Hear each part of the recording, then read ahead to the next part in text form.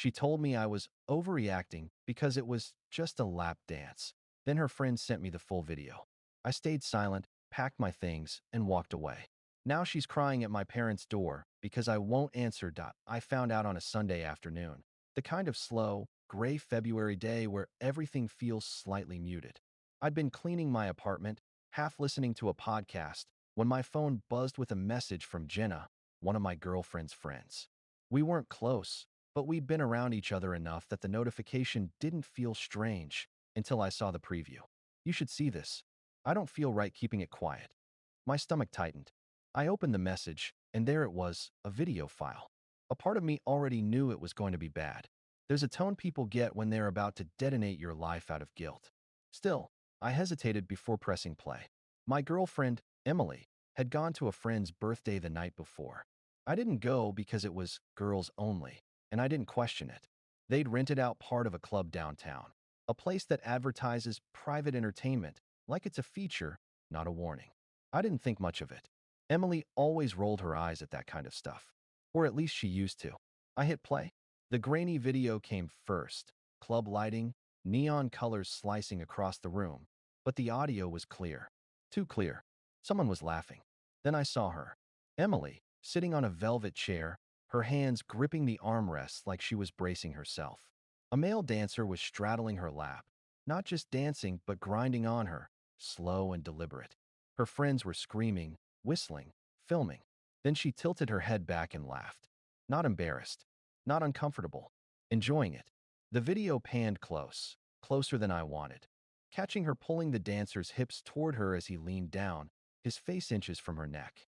I stopped the video, my chest hollow. For a long moment, I just stared at my phone. No anger. No tears. Just that cold clarity that hits right before a storm. Then another message popped up from Jenna. She told us not to send anything to you.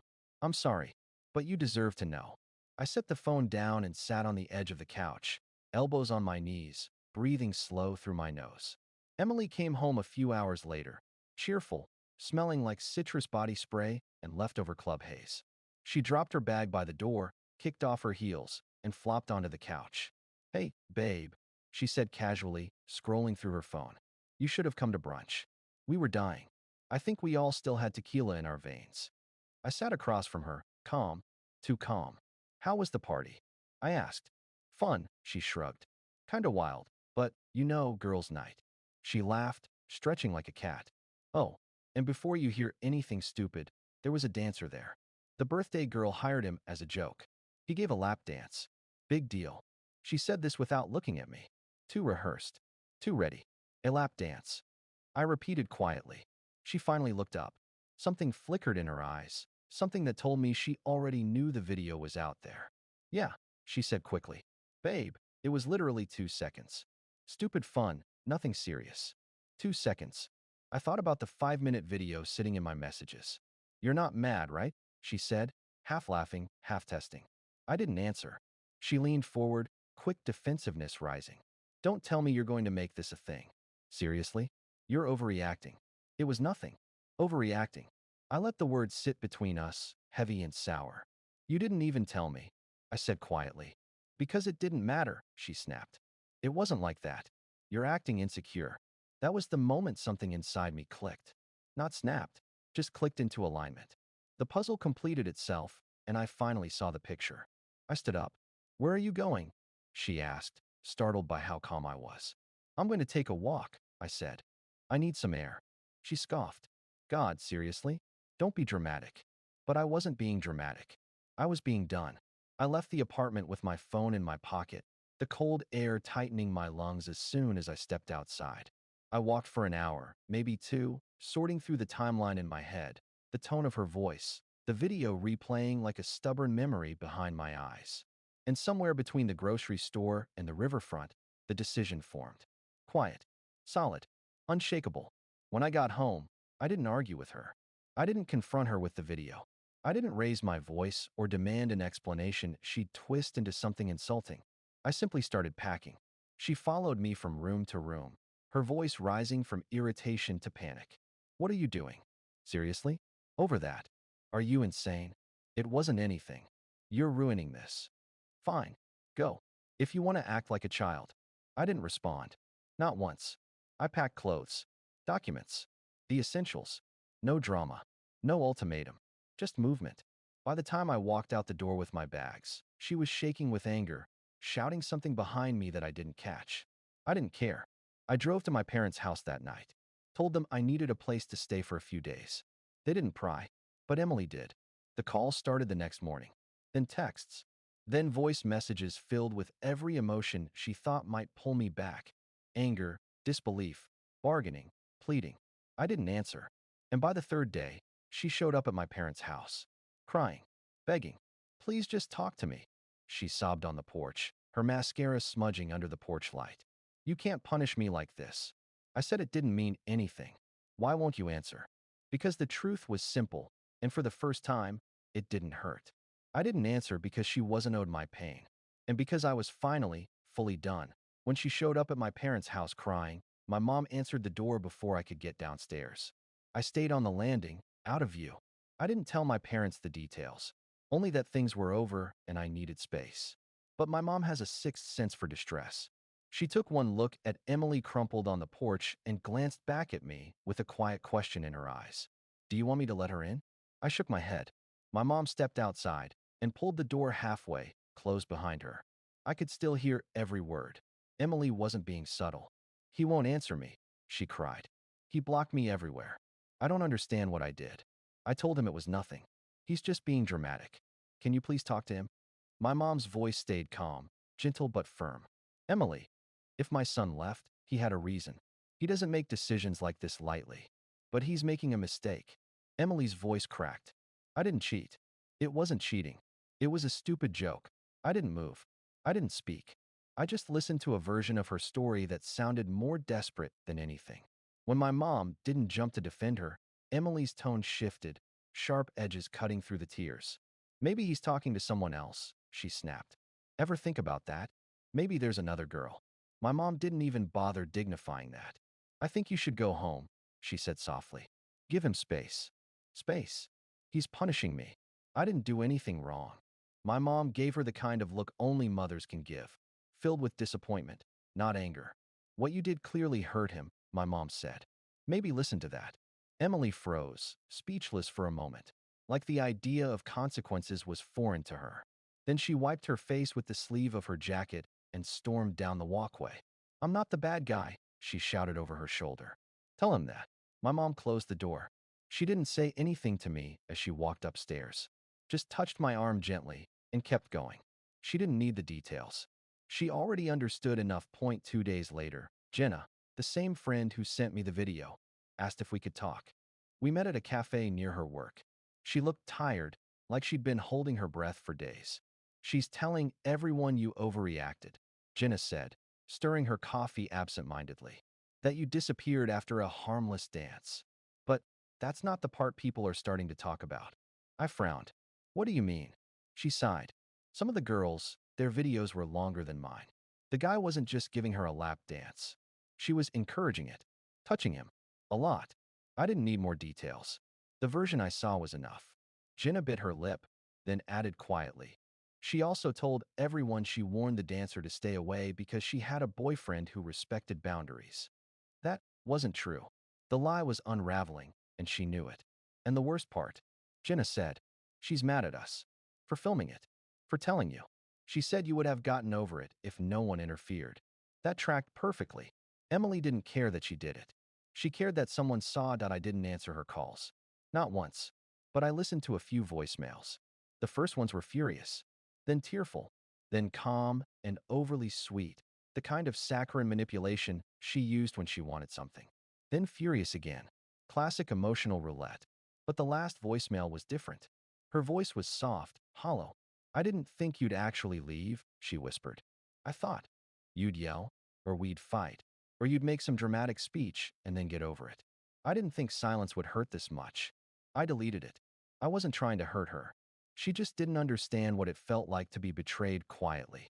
To see something that stripped away every lie, every excuse, every justification. Something that made you realize the relationship you thought you were in wasn't the one you actually had. Pain doesn't always look like anger. Sometimes it looks like a packed bag and a closed door. She tried once more to corner me, at my workplace, of all places. I saw her through the glass doors as I walked out after my shift, mascara streaked, hair messy, holding her phone like it was a lifeline. "Please," she said as she grabbed my arm. "Just tell me what I'm supposed to do. I can fix this. I promise I can fix this." I gently pulled my arm free. "You can't fix what you don't acknowledge," I said quietly. "It was a stupid dance. You lied," I said. "To me. To your friends. To yourself." She shook her head rapidly. "No, I didn't lie. I minimized it. That's different." I actually laughed, not mocking, just sad. "That's the problem," I said. "You think the difference matters." Her face fell. "And you think if you keep talking, I'll come back," I added. "But I'm done talking. I'm done arguing. I'm done being convinced to lower my standards." She swallowed hard. "So that's it. You're just done?" I nodded. She took a step back, like the quiet finality had physically pushed her.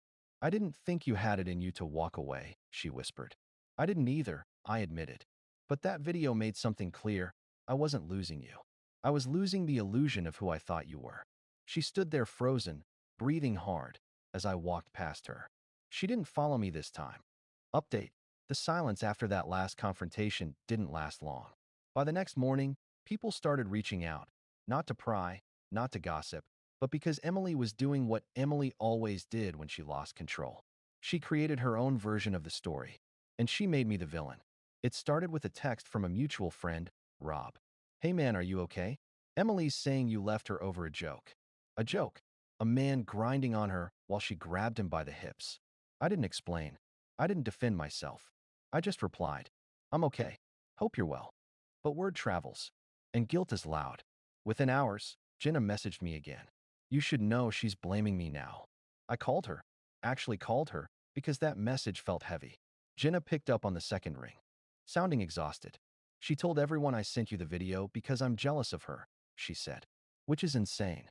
I have a boyfriend. And self-respect." I sat back, rubbing my forehead. I shouldn't have been surprised. Emily never let a consequence exist without finding someone to assign it to. "She also told the girls that you were controlling," Jenna added. "That you checked her phone, that you isolated her, that you blew up on her all the time." I let out a slow breath. Was I angry? No. Anger requires energy. This was something colder. Something like disappointment with a hint of resignation. "I'm sorry she dragged you into this," I said. "Don't be," Jenna replied. "She's unraveling. People can see it." I wasn't so sure. Emily was good, terrifyingly good, at turning herself into the victim. Then I heard about the full video. My version had been 5 minutes. Apparently, there was a longer one. A much longer one.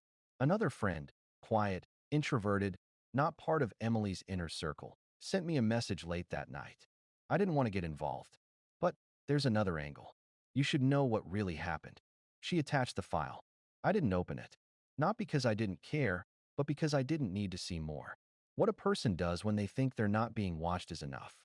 And what she did had already told me everything I needed to know. But Emily didn't know I hadn't opened it. And she assumed the worst, which only made her panic. By day 3, she was in full-blown damage control mode. People began messaging me things she'd said. "She says she apologized and you refused to listen.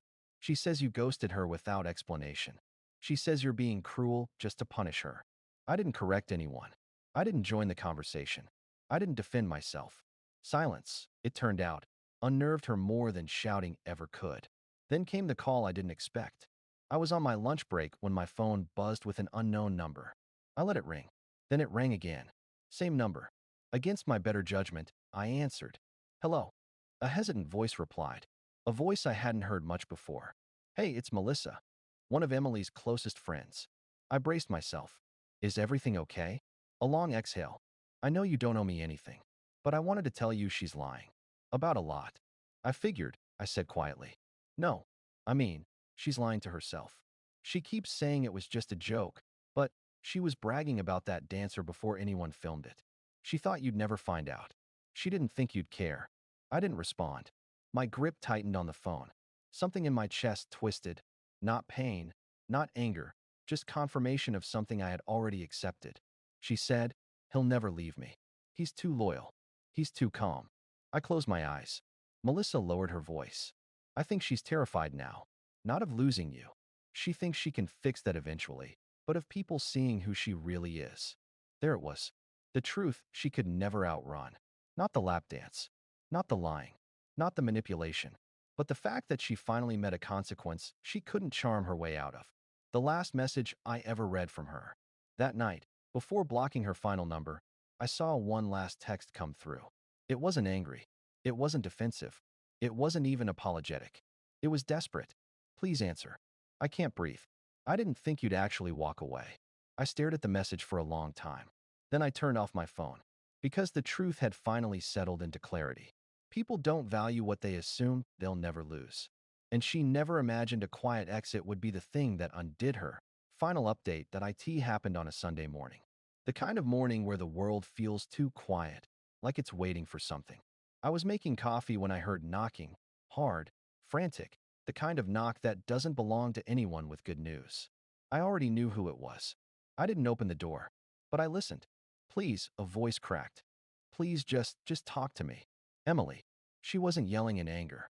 She wasn't manipulating with that soft, trembling tone she used whenever she wanted sympathy. This was something else. Something raw. I stepped back from the door, leaning against the refrigerator. My coffee went cold in my hand. Everyone hates me, she sobbed. Everyone thinks I'm crazy. I need you to tell them it's not true. I need you to tell them I'm not a bad person. There it was. Not I'm sorry. Not I hurt you. Not I understand why you left. She wanted reputation repair, not accountability. She wanted the idea of me back, the stability, the image, the certainty, not the human being she broke trust with. I didn't speak. I didn't move. I didn't give her the closure she was trying to script for herself. After a long pause, she knocked again, so softly it barely registered. Then, I thought you loved me. I closed my eyes. I did. And that was why it had to end. The aftermath she never planned for. A few days later, her mother reached out, not to attack, not to guilt trip, but quietly, politely. Can you just tell me if she's safe? I replied, she's safe. She needs time. So do I. That was all. The truth spread the way truth always does, slowly, quietly, but stubbornly. The full story came out, not from me, but from the video, from the friends who were there, from the contradictions in her own words. People realized I hadn't said a single bad thing about her. And somehow, that said more than anything I could have explained. Silence has its own gravity. When we finally did speak, weeks passed. Then, out of nowhere, she sent one final message, not begging, not blaming, not spinning a narrative. Just, I know I can't fix what I broke. I'm working on myself. I hope you're okay. I read it twice. And for the first time since everything happened, I didn't feel anger, or confusion, or the weight of everything she tried to make me carry. I felt distant, not cold, not vengeful, just miles away from the person I used to be with her. I didn't reply, not to punish her, not to win, but because sometimes the most honest response is none at all. Some endings don't need dialogue. Some stories don't need closure. Some lessons speak for themselves. Where I ended up, I didn't start dating immediately. I didn't rebound. I didn't try to win the breakup. I did something she never expected. I got better quietly. I rebuilt my routine. I reconnected with people I drifted from. I got back into the hobbies I let slide. I started sleeping again, smiling again, thinking clearly again. And somewhere along the way, I realized something important. She wasn't the love of my life. She was the lesson of my life. A reminder that loyalty means nothing when given to the wrong person. A reminder that silence can be stronger than shouting. A reminder that walking away doesn't make you weak. Sometimes, it's the bravest thing you can do.